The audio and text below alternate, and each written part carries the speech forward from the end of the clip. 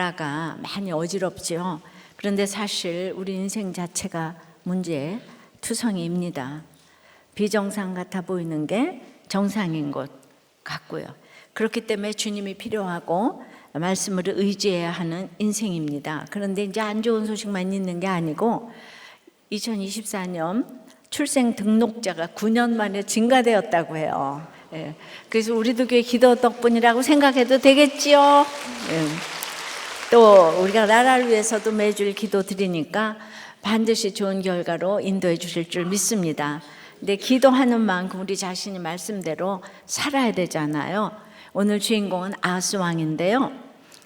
그의 인생을 한마디로 정리하면 오늘 말씀에 다윗과 같지 아니한 인생이라고 해요.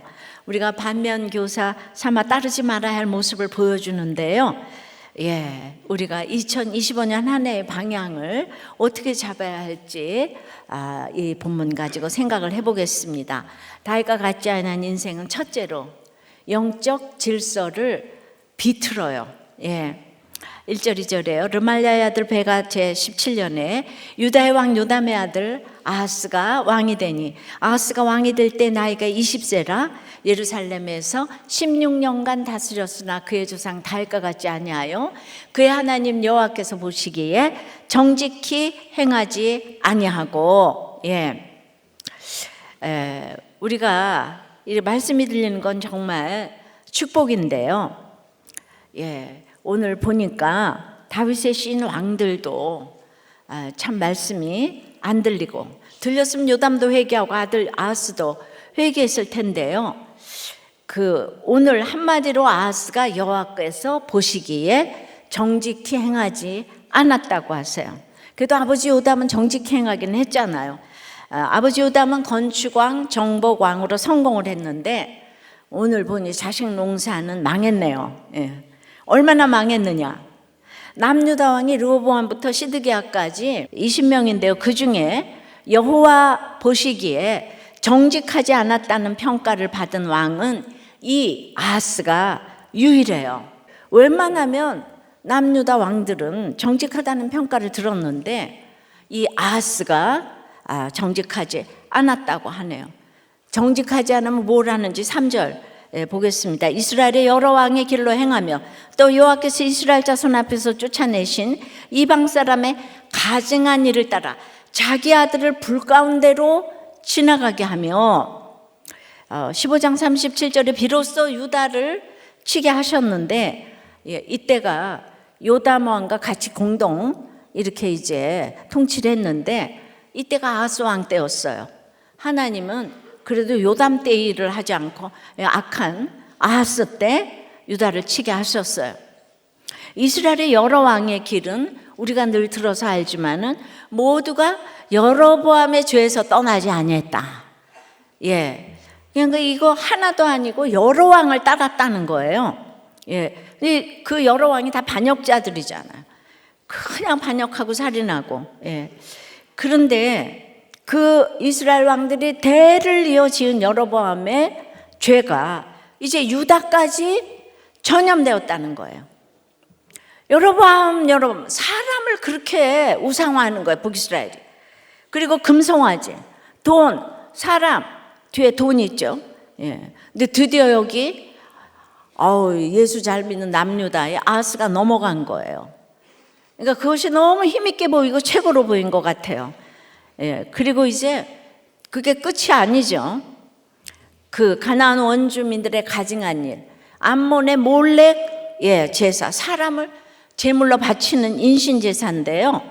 이것이 레위기 신명기에 절대로 하지 말라고 그랬는데 이 말씀도 무시하고 완전히 비틀어서 그새 남도 아니고 자기 아들을 불 가운데로 지나가게 한 거예요.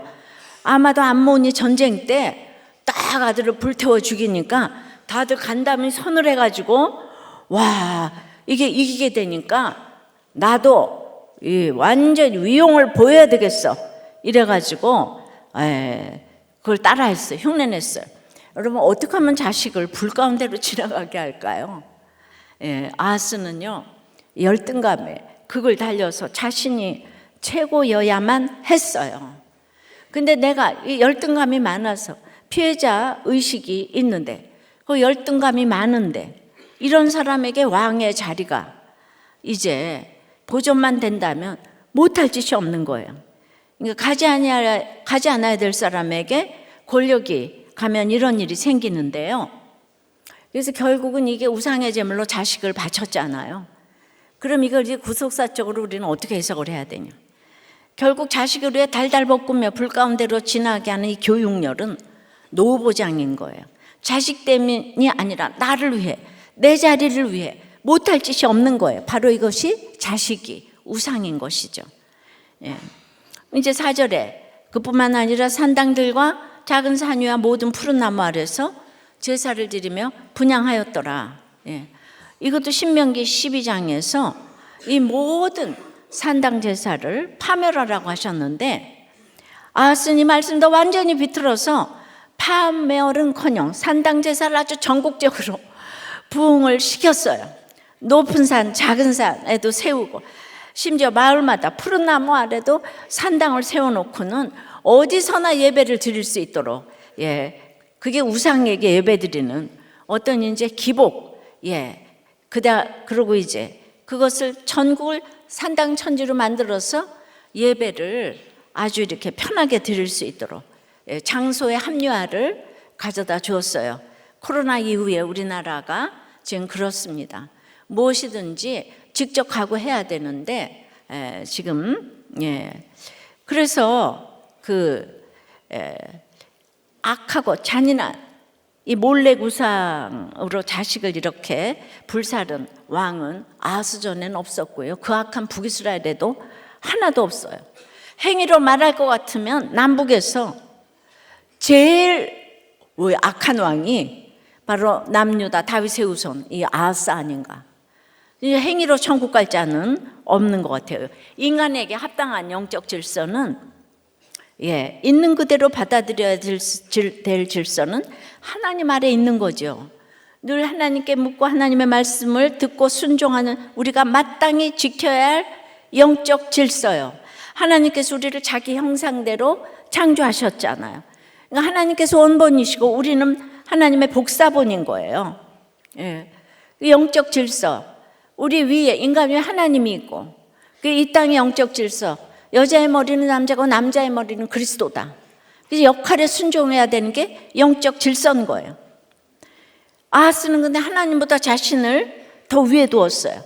하나님이 원본이신데 자신을 이제 원본으로 여기는 거예요. 이제 뭐가 문제일까 생각을 해보면, 아하스가, 예, 그 자란 환경을 생각해 보면은 아버지 요담이 일군 부강한 환경에서 자랐는데 성전에 들어가지 않았잖아요. 그저 고조 할아버지쯤 되는 요아스부터 할아버지인 우시아가 예배 잘못 드리다 별궁에 갇혔고 나병이 왔고, 아버지 요담은 성전에 들어가지도 않았어요. 이 가정의 문제는 제사장 무리에게 늘 눌려 있어서 예배를 안 드렸어요. 근데 사실 근원을 따라가면 아달랴와의 결혼이 이런 문제를 두고 가져오는 것 같아요. 예. 그래서 아하스는 하나님을 예배하는 게 뭔지 볼 기회조차 얻지 못했습니다. 그러니까 거기서부터 내려오는 이 상처가, 피해의식이 조금씩 쌓이다가 이런 일이 왔어요. 그러니까 하나님을 모른 채 요담은 아하스에게 가장 좋은 환경을 다 가지게 했어요. 예. 그러니까 이 제사장 그룹하고 뭔가 척지면서, 그러면 상처가 교만이 되는 거예요. 자기의 상처가 자기도 모르는 사이에, 예, 이걸 해결을 못하고 있는데 왕이 되었어요. 그럼 자기가 원본인 줄 알고 이제 이거를 휘두르기 시작하는 거죠. 피해의식이 있는 사람이 제일 무서운 거예요. 여러분, 자녀에게 아무리 좋고 편한 환경을 만들어줘도 예배하는 모습을 보여주지 않으면은 좋은 환경보다 차라리 나쁜 환경이 나아요. 겸손한 환경은 그래도 그 교만을 부추기지는 않잖아요. 예, 그러니까 우리가 최고의 자녀에게 필요한 환경은 하나님을 예배하는 환경이에요. 큐티해라, 교회 가라, 이런 수잡만 하는 환경이 아니고 부모가 직접 예배를 드려야죠. 내가 말씀 묵상해야 되는 거예요. 아하스의 영적 질서가 다 뒤틀린 원인은요, 성전에 들어가지 않은 요담에게 있는 거예요. 문제 부모만 있는 거예요. 아무리 먹여주고 입혀주고 유학시키고 다 해도 예배를 안 드리게 하면은 이제 이런 아하스 같은 아들이 나오는 거예요. 그러니까 이제 이거를 우리 구속사로 어떻게 적용할까? 예수 믿고 모든 것을 다 버린 것 같아도 자식 문제는 이방 사람의 가증한 일이라도 본받고 싶어요. 가액 공부, 혼사. 그래서 아들을 불 가운데로 지나가게 하며 스파르타 학원에 보내고, 이렇게 자식 문제에 있어서는 이게 우상의 제물이잖아요. 그러니까 이거를 그냥 정말 아하스는 어떻게 아들을 죽였지, 그렇게 1차원적으로 보시면 안 되고요. 그냥 말미잘이라고 그러잖아요. 그러니까 이제 자식을 우상의 제물로 드리는 게, 아하스가 자기 왕위를 위해서 그러는 거니까 결국은 나를 위해서 하는 것이고, 우상의 제물로 나의 노보장, 입심양명을 위해서 불 가운데로 지나가게 하는 거. 이렇게 해야지 적용할 거리가 생각이 나는 거예요. 적용 질문이에요. 새해 내가 먼저 결단하고 지켜야 할 영적 질서는 무엇입니까? 세상 사람의 가증한 일을 그대로 다 따라하면서 내 자녀를 불 가운데로 지나가게 하는 것은 무엇입니까? 여러분의 인생에 예수님보다 더 귀히 여기는 그 산당과 작은 산, 높은 산, 푸른 나무는 무엇이에요? 그래서 새해 끊어야 할 가증한 일은 무엇입니까? 자, 다윗과 같지 아니한 인생은 첫째로 영적 질서를 비틀어요. 그래서 남녀의 질서, 위아래 질서, 나라의 질서가 없어요. 그러니까 지금 맨날 싸우는 거예요, 일이. 두 번째는, 그러니까 이기지 못하고 빼앗기는 거예요. 5절 6절입니다. 이때에 아람의 왕 르신과 이스라엘의 왕 르말리아의 아들 베가가 예루살렘에 올라와서 싸우려 하여 아하스를 에워쌌으나 능히 이기지 못하니라. 당시 아람의 왕 르신이 엘랏을 회복하여 아람에 돌리고 유다 사람을 엘랏에서 쫓아내었고, 아람 사람이 엘랏에 이르러 거기에 거주하여 오늘까지 이르렀더라. 이때가 4절에 그렇게 이제 산당 제사를 드리고 있는데, 그런데 역대하 28장을 보면 아람 왕 르신과 북이스라엘 베가가 지금 쳐들어왔는데, 이 이유가 유다가 하나님 여호와를 버렸기 때문에 하나님 여호와께서 그를 아람 왕의 손에 넘기신 것이라고 분명히 이유가 나와 있어요. 게다가 아하스는 엘랏을 또 아람에게 빼앗겼는데, 이 엘랏은 솔로몬이 확보한 항구였어요. 근데 솔로몬 이후에 나라가 나뉘면서 엘랏의 지배권을 잃었는데, 이것을 회복한 사람이 바로 우시아 왕이었다고요. 나병 걸렸던 우시아 왕. 그러니까 엘랏은 그 우시아 시대 회복과 번영을 상징하는 곳인데, 와, 솔로몬 때의 영광이 재현되겠구나 했는데 50년도 지키지 못하고 다시 잃어버린 거예요. 베가와 르신의 동맹은 원래 아수르에 대항하기 위한 것이었어요. 하지만 하나님은 그 동맹을 유다의 불청객으로 보내셨잖아요.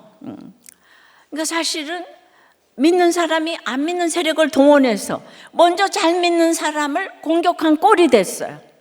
그러니까 우리는 인간론을 이렇게 좀 봐야 되는데, 남유다는 요담 때부터 북이스라엘과 아람 동맹군의 공격을 여러 차례 받았죠. 아람은 북이스라엘의 엘리야 엘리사 때 밤낮 쳐들어왔던 거 기억나시죠? 그러다가 지금 아하스 때 최대 위기를 맞는데요, 오늘 본문에 아하스를 에워쌌다 그러잖아요. 예루살렘을 포위했다는 거예요. 그냥 역대하에서는 그냥 포위만 당한 게 아니라 힘이 많은 사람을 사로잡아서 아람의 다메섹으로 끌고 갔어요. 큰 살육이 있었어요. 무려 12만 명이 죽었어요. 그리고 20만 명이 북이스라엘 사마리아로 끌려갔어요. 군대가 전멸한 거나 다름없어요. 그러니까 이제 이 유다가 나라가 뿌리째 뽑힌 사건이 온 거예요. 그래서 우리가 읽은 본문은 근데 역대하고 다르게 르신과 베가가 능히 이기지 못했다고 했잖아요. 지금 사실은 그게 내용을 까보면 이기지 못한 게 아니고요, 르신과 베가는 유다를 완전히 멸망시키고 나라를 나눠 가지려고 했어요. 예. 그런데 역대하를 보니까 20만 명을 이제 포로로 사마리아로 잡아가고 끌어가고 있는데, 오뎃이라는 선지자가 형제끼리 그러면 안 된다, 너 보내주라. 근데 북이스라엘의 베가가 더 나아. 그 말을 듣고 보내주어서 그 유다의 멸망을 막은 거예요. 그러니까 사실 능히 이기지 못한 건 르신과 베가가 아니라 아하스잖아요. 예. 그러니까 이거 하나님의 은혜가 아니고는 설명할 길이 없는 거예요. 근데 사울처럼 다윗에게 용서를 받고 죽임을 당하지 않았을 때는 네가 최고다 최고다 하고, 그러고 또 지나면 줄기차게 다윗을 죽이려고 했잖아요, 사울이. 그러니까 베가가 20만 명의 포로를 돌려보냈는데도 아하스는 그때뿐이었어요. 예. 그러니까 예배가 실종된 아하스는요, 결국 있잖아요, 하나씩 다 잃어버리게 되는 거예요. 예. 이게 살육이 일어나고 엘랏도 빼앗기고 세상 조건 다 갖추었어도 여호와 보시기에 정직행하지 않으니까, 다윗과 같지 않으니까 결국은 능히 이기지 못하는 것은 아하스예요. 가진 걸 지키지 못해요. 다 빼앗기고 맙니다. 사실 다윗을 다윗되게 하는 것은 외모가 아니라 중심이죠. 그러니까 바로 하나님께 돌이키는 회개인데요, 다윗은 바세바 사건 후에 나단 선지자의 책망을 들었어요. 그리고 이제 당신이 바로 그 사람이라고 고발을 했어요. 그럴 때 다윗은 무소불위의 왕이었어요. 귀를 막아도 이상할 게 없고 나단 선지자를 쫓아내고 체포해도 문제될 게 없었습니다. 그러나 다윗은 그렇게 하지 않았죠. 내가 바로 그러라, 내가 여호와께 죄를 범했다, 분수령적인 회개를 했습니다. 하나님이여, 주의 인자를 따라 내게 은혜를 베푸시며 주의 많은 긍휼을 따라 내 죄악을 지워주소서. 시편 51편 1편에 고백을 했어요. 물은 나는 내 죄가를 나오니 내 죄가 항상 내 앞에 있나이다 인정했어요. 다윗이 제멋대로 했다면 내가 뭘 잘못했어, 내가 이 나라 왕 아니야, 나보다 저 사람이 훨씬 문제야, 예, 이렇게 선지자 탓하고 하나님 탓했을 거예요. 그러나 다윗이 하나님의 권위를 전적으로 인정했어요. 그래서 이 수치를 당하고 죄값을 치르며 진정한 회개를 할 수 있었습니다. 바로 이것이 구부러지지 않은 정직한 길이고 바른 길이고 진실한 길이에요. 이게 다윗과 같은 모습이고 하나님만이 상급이 되는 인생을 사는 것입니다. 그런데 아하스는 이 영적 질서를 완전히 비틀었어요. 자신을 하나님 자리에 놓았어요. 자신이 제일인 줄 알았어요. 여러분, 지금 역대하에 그렇게 나와 있는데 20만 명을 도로 보내니까 자기가 이겼다는 거예요. 20만 명 유다에 하나님의 은혜로 돌려보냈는데 내가 이겼다는 거예요. 그래서 결국 능히 이기지 못한 삶이 된 거예요, 아하스가. 예. 조금 이따 유다도 이제 망하는 거예요, 사실은. 예. 여러분, 그 다윗과 같이 하는 길을 걸어가면 절대로 이기지 못하고 결국 다 빼앗기는 패배가 될 것입니다. 여러분, 돌이키고 삽시다. 회개하고 살아납시다. 억울하다, 분하다, 슬프다, 죽겠다, 너무너무 힘든 상황에 있을지라도 거기서 돌이켜 회개하면 주님이 진짜 승리를 주실 줄 믿습니다. 적용 질문이에요. 에워싸인 상황에서 내가 회개해야 할 일은 무엇입니까? 우리 가정이 잃어버린 예배의 자리는 무엇입니까?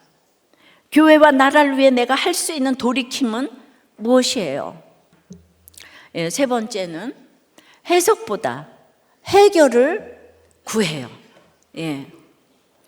아하스가 7절입니다. 아하스가 아수르 왕 디글랏빌레셀에게 사자를 보내 이르되 나는 왕의 신복이요 왕의 아들이라. 이제 아람 왕과 이스라엘 왕이 나를 치니 청하건대 올라와 그 손에서 나를 구원하소서 하고 아하스가 여호와의 성전과 왕궁 곳간에 있는 은금을 내어다가 아수르 왕에게 예물로 보냈더니, 여러분 지금 20만 명의 포로를 돌려보낸 게 5대 선지자에 의해서 도리어 북이스라엘 베가가 이 얘기를 듣고 돌려보내 주었는데, 이제 하나님께 가서 구해야 되잖아. 하나님 잘못했어요.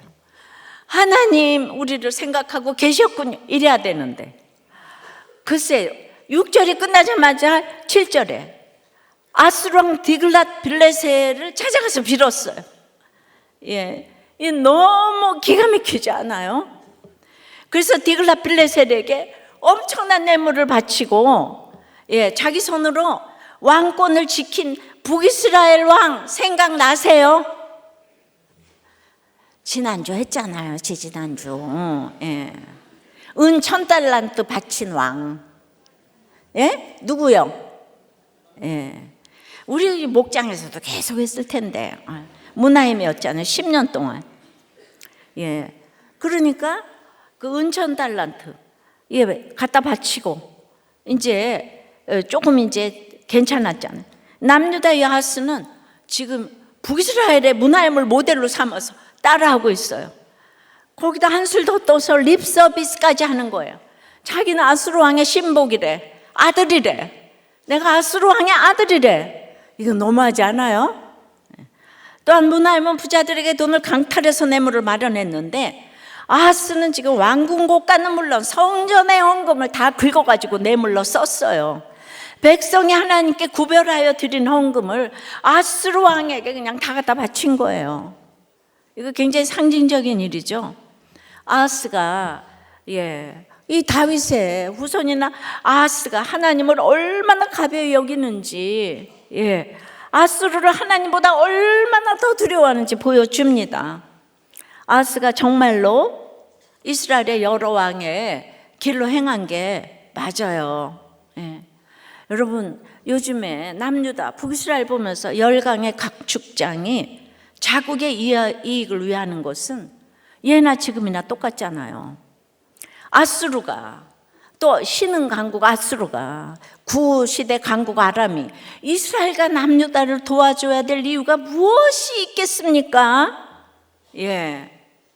우리가 아니 중국이, 러시아가, 미국이 우리를 왜 돕겠어요? 다 자국의 이익 때문에 돕지만은, 그래도 우리가 복음이 전해지는 게 막는다면 그건 우리도 막아야 되는 거예요. 지금 홍콩이 그렇게 자유롭게 살다가 갑자기 예수가 지금 다 그냥 위축이 됐죠. 그런데 그냥 돈이 좋아서 디글랏 빌레셀 아수르 왕께 갖다 주니까, 여기는 그냥 조금만 문제가 생기면 남이고 북이고 나한테 돈 갖다 바치네. 북에도 돈 갖다 바치더니 남도 갖다 바치네. 이 방법이 통했어요. 9절이에요. 아수르 왕이 그 청을 듣고 곧 올라와서 다메섹을 쳐서 점령하여 그 백성을 사로잡아 기르러 옮기고 또 르신을 죽였더라. 아하스의 뇌물을 받은 아수르 왕은 아람을 공격했어요. 아람의 수도 다메섹을 점령했어요. 백성을 사로잡아 포로로 끌고 갔고 아람 왕 르신을 죽였어요. 그러니까 이제 남북 이스라엘 입장에서는 이스라엘과 유다를 늘 압박하던 아람이 한순간에 멸망한 거예요. 열왕기는 여기까지만 기록하는데요, 역대기에는 중요한 사실이 추가로 기록돼요. 뇌물을 받고 아람을 공격해서 이기니까 아수르가 생각이 달라졌어요. 이제 유다의 돈을 받고 이겼잖아요, 그죠? 울고 싶은데 때려줬잖아요, 지금 유다가. 아람 왕 이겨야 되는데, 호랑이와 사자의 대결인데, 자기가 호랑이라면 사자를 죽여야 되는데 죽여달라고 와서 돈을 주니까, 그래서 딱 이기니까 생각이 달라졌어요. 유다도 내가 먹어야 되겠다, 이렇게 생각한 거예요. 그래서 군대를 남하시켜서 예루살렘을 공격하는 거예요. 그래서 돈 갖다 주고 졸지에 아수르의 속국이 되는 거예요. 예, 그 모습이 어땠는지는 다음 주에 계속되겠습니다. 궁금하시면 500원. 어쨌든 아수르를 뇌물로 살 수 있으리라는 아하스의 기대가 빗나갔어요. 뇌물의 유익이 없게 되고 말았어요. 여러분, 뇌물을 주는 순간부터 그때부터 을이 되는 거 아셔야 되는 거예요. 항상 정직하게 행해야 되는데 이렇게 비틀고 꼬우고 이러니까 그 다음서부터 끌려다니는 거예요. 그러니까 항상 욕심을 버리고 원칙대로 살아야 되는 거예요. 왜 이런 결말이 왔겠어요? 이사야 7장에 답이 나와 있는데요. 예루살렘이 그 북의 베가와 르신, 아람의 르신 동맹군의 공격을 받기 전에 하나님은 이 이사야 선지자를 통해 아하스에게 말씀하셨어요. 너는 상가며 조용하라. 르신과 아람과 르말리아의 아들이 심히 노할지라도 이들은 연기나는 두 부직갱이 그루터기에 불과하니 두려워하지 말며 낙심하지 말라. 이게 무슨 뜻이에요? 지금 저렇게 동맹군이 엄청난 기세로 몰려오지만 두려워하지 마라. 이건 멸망의 사건이 아니고 구원의 사건이야. 너 빨리 돌이키라고. 내가 그냥 보내는 불청객이라니까. 그러니까 두려워하지 말고 낙심하지 마. 빨리 회개해서 돌이켜서 살찌니라. 이렇게 하나님은 택자에게는 사건만 주지 아니하고 늘 이렇게 말씀을 주세요. 이 문하임에게 말씀 안 줬어요. 그러니까 우리가 손에서 성경을 놓지 않고 매일 큐티인으로 여전한 방식으로 묵상하는 것 자체가 우리가 하나님의 택자라는 증거라니까요. 어떤 사건이든 해석할 수 있도록 말씀을 주시는 게 최고의 사랑이고 은혜입니다. 하나님께서 말씀으로 우리와 동행하시는 거예요. 이처럼 큰 위기의 사건에서 해석할 말씀을 주시면서 함께 예언하신 말씀이 뭔지 아세요? 유명한 메시아 탄생 예언이에요. 보라, 처녀가 잉태하여 아들을 낳을 것이요 그의 이름을 임마누엘이라 하리라. 이사야 7장 14절에 이 유명한 얘기가 바로 이 배경에서 나온 얘기예요. 아람 왕 르신과 북이스라엘 베가가 쳐들어올 때 이 해석할 말씀이 있으면 어떤 사건도 아무리 두렵고 무서운 사건이라도 내 삶에 메시아께서 임마누엘로 임하시는 예수님의 구원의 사건이라고 선지자가 와서 얘기를 해줬는데요. 우리의 구원은 문제 해결 수준이 아니에요. 한 문제 해결되면 두 문제 찾아온다니까요. 죽을 때까지 문제의 연속이 우리 인생 아닙니까? 주님이 우리에게 주신 구원은 그런 차원이 아니에요. 죽었던 존재가 다시 살아나는 부활이에요. 이것을 우리는 말씀 임하는 사건이라고 불러요. 그러니까 말씀으로 내 인생을 해석하는 거예요. 이해할 수 없었던 사건을 해석하고 용납할 수 없었던 내 인생을 해석하니까 가치관이 바뀌는 거예요. 가치관이 바뀌지 않냐고 돈이 아무리 많아서 해결해도 안 되는 거예요.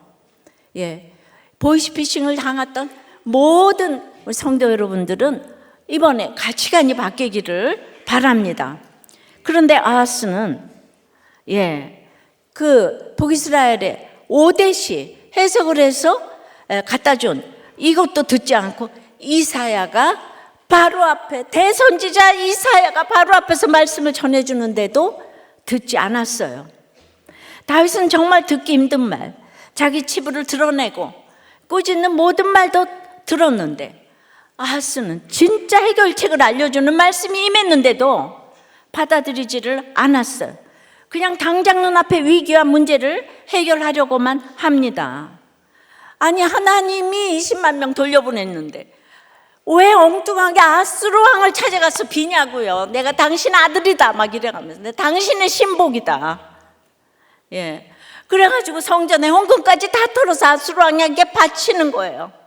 그래서 결국 아수르의 속국이 되는 거, 노예가 되는 거잖아요. 북이스라엘은 아예 이제 북이스라엘 남유다가 이제 망하는 길을 가는 거죠. 기가 막히죠. 이 말씀이 최고인데, 이처럼 아하스는 다윗과 같지 않았어요. 근데 아하스는 다윗의 씨예요. 정직하게, 여호와께서 보시기에 정직하게 행하지 않은 왕이 남유다에서 딱 아하스 하나예요. 다른 왕들은 정직히 행했으나 산당 제사를 피하지 못해. 그렇지만은 그의 삶이 다윗과 같지 않았죠. 다윗의 씨예요.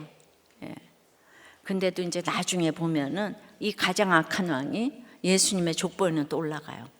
행위로 구원받는 게 아니라는 뜻인 겁니다. 여러분, 문제는 해석하라고 오는 것이지 해결하라고 오는 게 아닙니다. 하나님께서 우리를 그렇게 대단하게 보시지는 않는다니까요. 이 문제 줄 테니까 알아서 풀어봐 이러지 않으세요. 그럴 수준이 안 된다는 걸 주님이 너무 잘 아세요. 문제를 주시면서 꼭 답지도 함께 주시는 거예요. 그거 받아서 적어라. 그대로 받아 적기만 하면 되는 거예요. 말씀이 알려주시는 것만큼 적으면 되는 거예요. 그게 해석이에요. 어떤 날은 단어 하나예요. 오늘 큐티 본문에서 은혜라는 단어가 강조되는데요. 정 모르겠으면 그 단어 하나 붙들고 오늘 하루 일어나는 일이 은혜임을 고백하려고 힘쓰고, 또 가족과 이웃에게 은혜 베풀기를 힘쓰면 오늘 하루 모든 사건과 일들이 정리가 되고 해석이 되는 거예요. 어려운 게 아니에요. 그냥 펴보기만 하세요. 안 하는 것만 하지 않으면 돼요. 매일 펴서 제목이라도 읽으세요. 단어 하나라도 기억하려고 해보세요. 하여튼 날마다 하는 게 중요합니다. 지난주 팔복산 기도회에서 제가 다음 세대 이야기를 많이 했잖아요. 우리 미래가 우리 아이들에게 달려 있어요. 정말 사사시대, 열왕기 시대처럼 되면 안 되겠는데요. 조금만 무슨 일이 일어나면 뇌물 주고 상담하고 여기저기 해결책 찾아 동분서주하는 모습을 아무리 보여줘야 아이들이 제대로 설 수가 없어요. 더 불안해질 뿐이에요. 우리는 그냥 어떤 일이 와도 말씀 묵상하는 모습을 보여줘야겠어요. 어떤 사건이 왔을 때 큰일 났네, 어떡하지만 하지 말고 같이 큐티할까? 이런 문화를 우리가 만들어 줄 수만 있다면 그것이 최고의 양리그고 유산이 될 줄 믿습니다. 새해를 다시 한번 시작하면서 해결만 구하는 삶에서 먼저 말씀으로 해석하기를 힘쓰는 우리가 되면 좋겠습니다. 이것이 다윗과 같이 구속사를 써내려가는 삶이고요, 육적인 육년에서도 주님을 따라서 영적인 풍년을 누리는 진정한 승리와 평강의 삶이기 때문이에요. 다윗과 같이 돌이켜 사는 팔복을 이번 한 해 풍성히 누리는 저와 여러분이 되기를 축복합니다. 아하스 왕이 안 들렸는데 여러분은 또 들리겠어요? 진짜 들리셨으면 좋겠어요. 와, 정말 20년으로라도 안 들려. 그러니까 다 지금 제 설교를 해도 전부 다 자기 아전인수로 다 해석하죠, 그죠? 다 자기의 딱 자기 안경으로 지금 해석을 하는 거예요. 제가 그런 사람이 아니에요. 적용 질문이에요. 빨리 해결하고 싶어서 동분서주하고 있는 일은 무엇입니까? 해결보다 해석이 먼저 이미 인정이 됩니까? 올해 날마다 큐티를 언제, 어디서, 어떻게 하시겠어요? 그러니까 내가 날마다 아침마다 말씀을 한 절씩 이렇게 떠들어 보는 거, 이게 아하스보다 100번, 1000번 위대한 일이에요. 그 앞에서 입에다 넣어줘도 안 먹어요, 아하스가. 이 유명한 선지자 이사야 선지자가 예수 그리스도 예언을 하는데도 안 믿어. 그 말 듣자마자 아하스한테 디글랏빌레셀 아수르 왕한테 가서 나 좀 살려달라, 돈 줄 테니까 살려달라, 나 당신의 아들이라고 이러고, 여러분들이 회사를 하고 아무리 대단해도 이 큐티를 하고 목장에 나와서 물어보셔야지. 그 사람 만나서 돈 끌어당기고 그런 거 이제 하지 마시고, 이 인생이 밑동 잘린 나무인데, 짧은 인생인데 있어요. 예. 제가 성경은 경영학 교과서잖아요. 큐티하니까 원칙 지킨 거밖에 없어요. 제가 무슨 빽이 있겠어요. 한국에서 여자 목사인데. 그러나 21년 동안 하나님께서 너무 지켜주시고 보호하신 거 아시죠?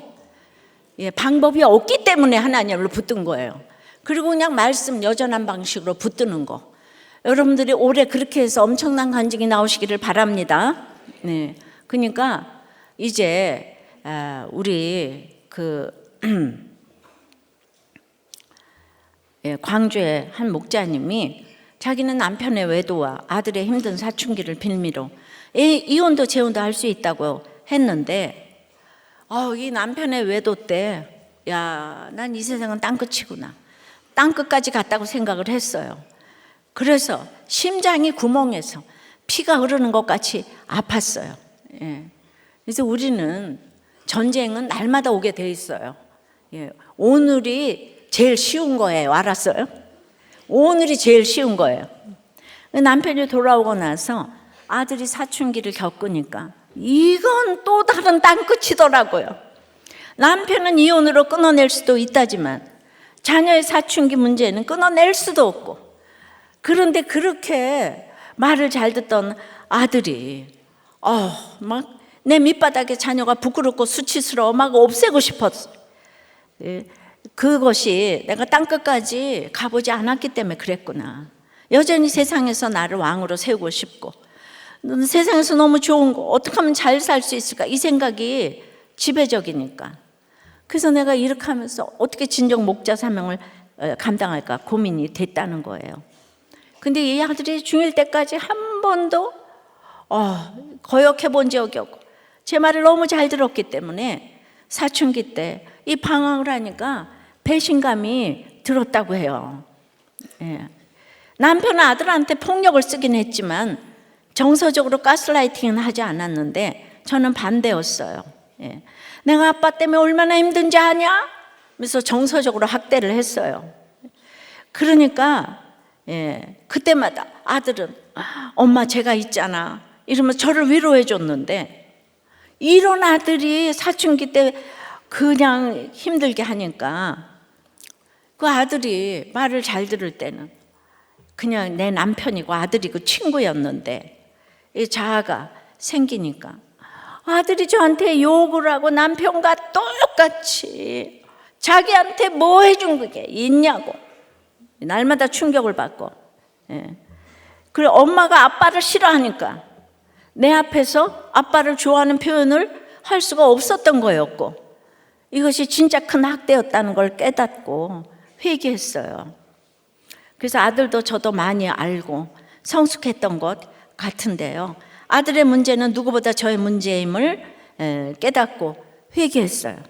그러니까 아들은 이제 공동체에서 이제 키워줬다, 이런 얘기를 했어요. 우리가 뭘 하는 게 아니야. 내가 이렇게 예배를 열심히 드리면, 그러니까 말씀이 있었기 때문에, 그리고 와서 목장에서 얘기를 하고 해석을 하니까 이런 고백을 하는 거예요. 이것이 살 길인 줄 믿습니다. 그러니까 애들이 말을 잘 듣는다, 안 듣는다, 이거 가지고 정말 희비가 갈리면 안 돼요. 우리들 교회는 아빠하고 중학생이 진영 논리로 날마다 싸우는 집이 하나 있잖아요. 그래서 얘가 와가지고 자아의식이 조금씩 고치되니까 너무 말 잘 듣다가 아빠가 국그릇을 집어던지고 막 이러니까 얘가 있잖아요, 이 자아가 살아났어요. 살아나가지고 역사 공부를 하기 시작해서, 그러니까 공부를 안 하는 애인데 아버지하고 싸우려고 역사 공부를 하다 보니까, 그래가지고 이제 갔는데 학교 가가지고 역사 선생님한테 대들었다는 거예요. 그러니까 역사 선생님이 부모라고 호출을 했어요.